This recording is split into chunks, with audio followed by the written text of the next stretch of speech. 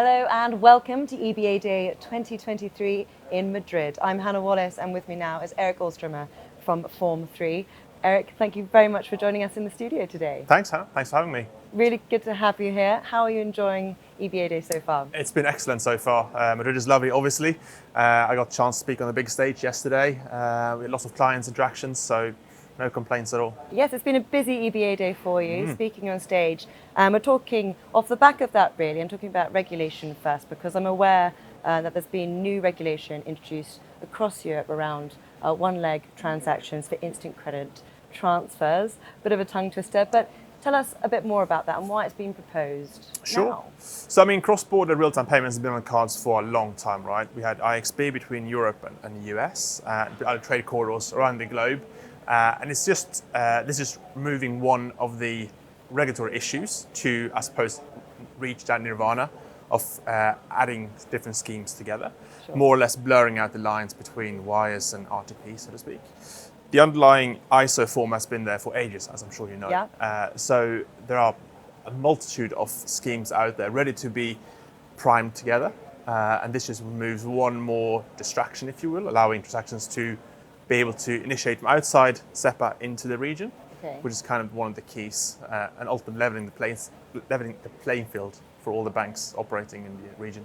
All right, so you've set the scene for us then. So what's going to be the impact then on the FIs and how is it going to change our perception of interoperability? It depends a little bit of who you are. If you're a regional bank or global bank, etc. Ultimately, like we said, it'll level the playing field, means that you no longer need to be present in all the markets you want to reach, right? A bit like SEPA did back in the day.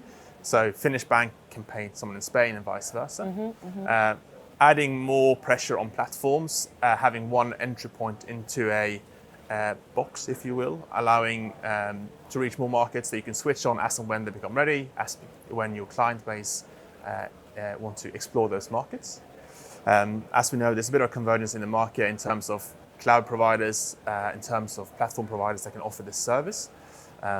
But ultimately, this is good for the market. It allows more banks to compete, and we see it as a positive thing. All right, that's interesting. You highlighted some good trends there, and one of which is platforms, which is the heart of a lot of discussions over the course of EBAday. So let's hear more about your platform approach and how that helps growth and adds value as well to Form 3. Yeah, platform and cloud kind of goes hand in hand, I suppose, in the sense that you need them to grow and to scale. As long as you are aiming for things that are secure, flexible, efficient, etc., everything kind of points to a platform approach.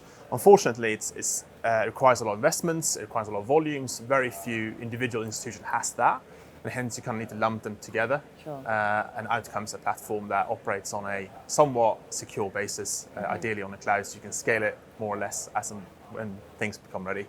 So that's, in our mind, is kind of the future of platforms, so that banks can do more with less. Sure, okay, so watch this space then. Watch this space, please. Good to hear what you're doing at Form 3. And Erik, thank you so much for sharing your insights. Some really exciting trends you've mentioned there as well. But I'll let you get back out there to share those insights with the rest of the delegates. But thank you very much. Thank you so much for having me.